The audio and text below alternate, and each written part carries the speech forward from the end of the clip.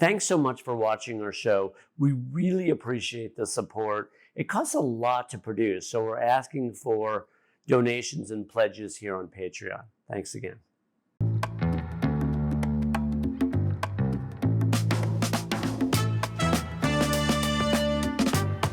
Welcome to See It and Feel It with Dr. Brett, and I'm Dr. Brett.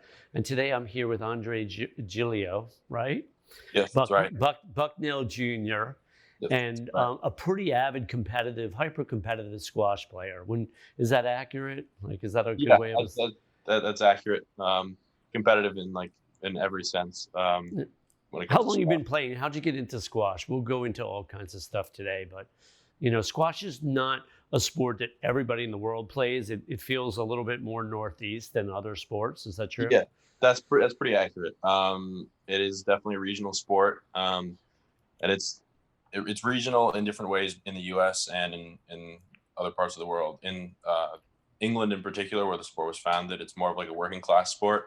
In the U.S., it's more of like a country club sport, particularly Got in it. New England. How I got started with it, pretty traditional way. Like my school built courts when I was about like 13 years old. Mm. They The started in middle April school you're class. talking about? Your middle school? Yeah, it was a middle school at the time. My school was 7th through 12th grade. They built courts. I decided to take the intramural class. Kind of fell in love with it, and Mhm. I had this vacancy during the winter where there's no outdoor sports, so might as well do something. Um, I picked it up and I really loved it. And ever since then, I've been playing tournaments, playing in college, still training all the time, even when there aren't any tournaments.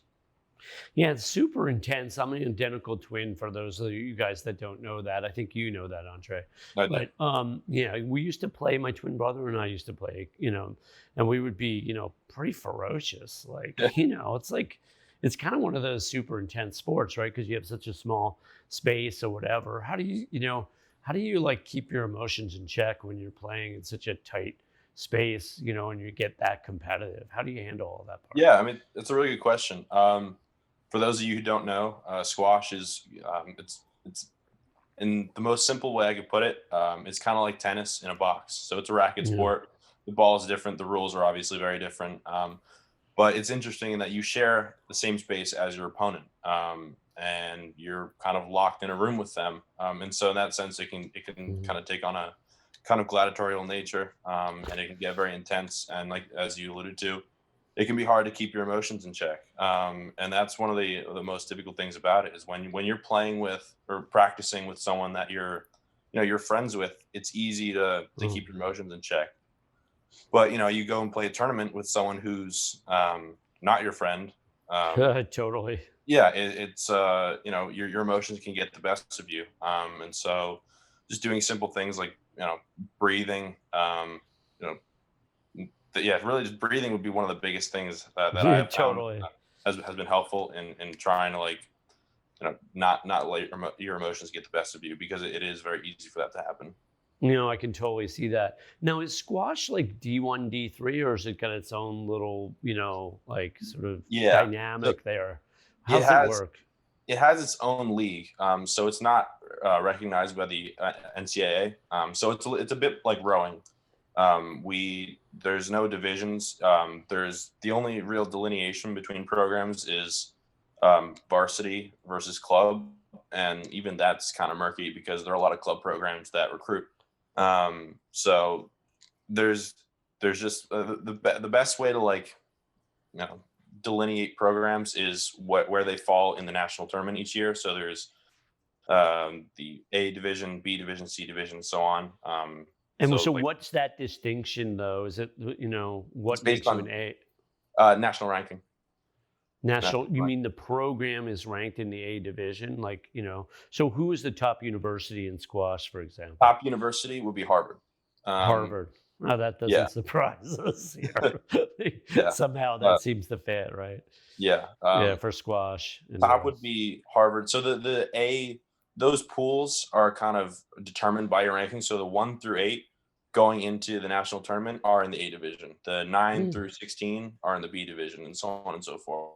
And it goes all the way down to like the 70 something. Wow. And so it's so is there separate like championships? So Harvard wins the A division and then, Exactly. I gotcha. Yeah. Gotcha. And you played at the college level for a while too, right? Yeah, I did. I still do, albeit it's at the club level now, but we still compete against varsity programs.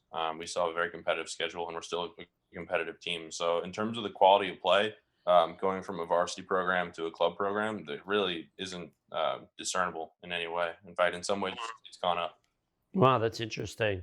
Yeah. And is squash an Olympic sport or will it be? That is a that is a touchy subject. Unfortunately, it is not an Olympic sport. That has been something that they've been fighting for.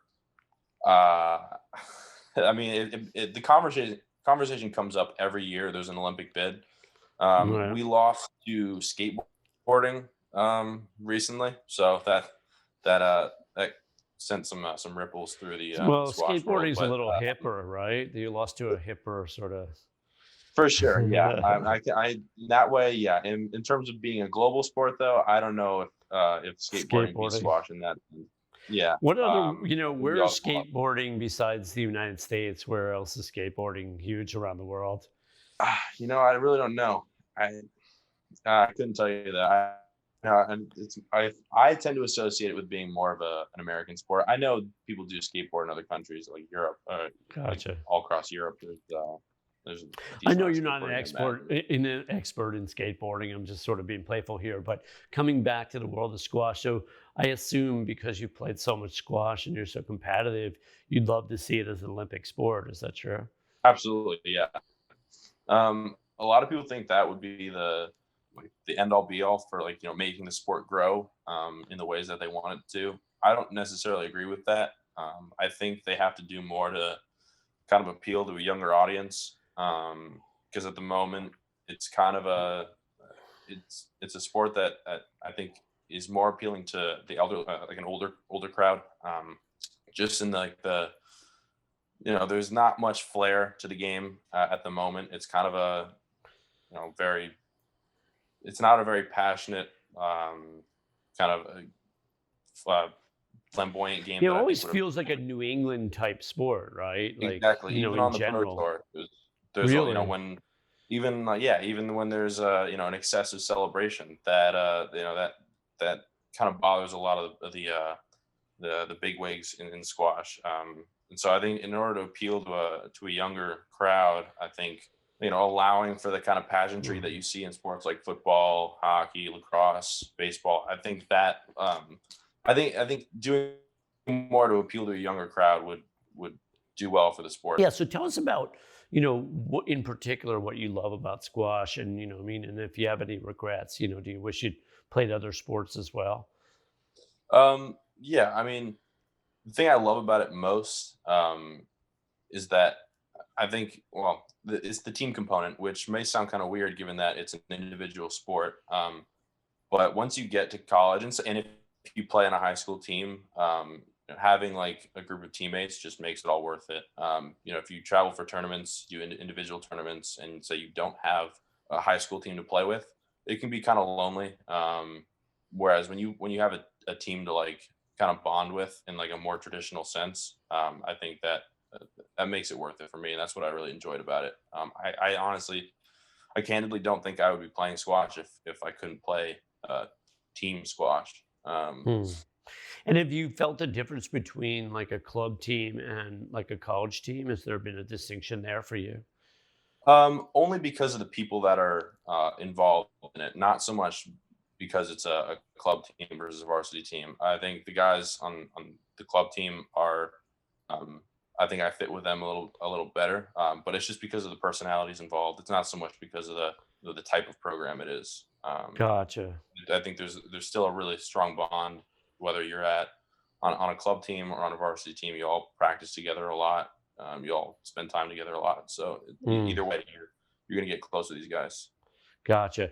And if you pick up a tennis racket, are you going to be naturally better because of years and years of squash? I mean, if you had to start like even with somebody else who hasn't played tennis? It's kind of weird. They're like tennis and squash are almost like in a weird way, almost opposites.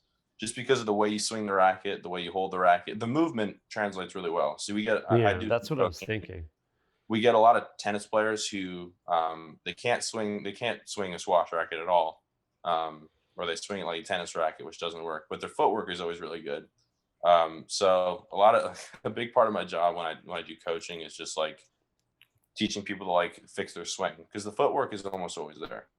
And that's to me that's one of the hardest things to teach is the footwork. So having that there, um, it makes it a pretty easy job to do today. Yeah, and so if you were to go out and play tennis, you would have the footwork piece. You just have to learn a new swing, right? Would not have the swing exactly. Right. Yeah. Totally.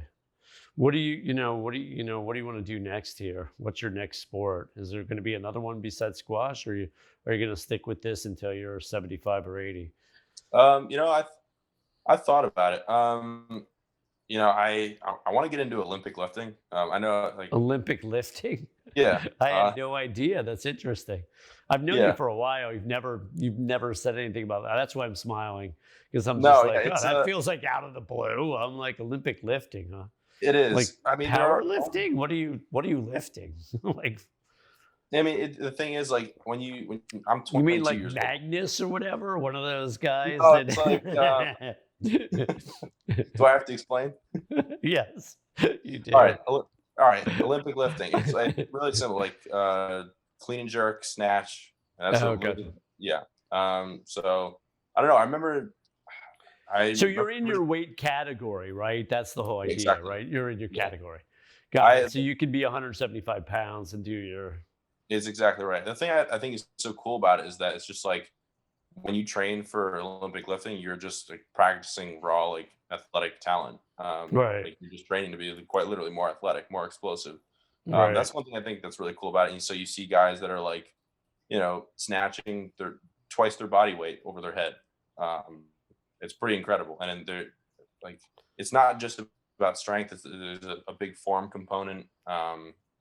It's fascinating. And also there's the other component, which is that I'm 22 years old. There's only so many sports that you can pick up when you're 22. Or you know, I can't go play in a youth lacrosse league or a youth football league. No, That's just definitely not. not really an option. No, not Um, going to be an so option. you're kind of dealing with So like boxing, jujitsu, Olympic lifting, yeah, stuff like that's that. true. Thanks for watching See It and Feel It with Dr. Brett. And stay tuned for part 2 of this interview. Remember to like, subscribe, and share with a friend.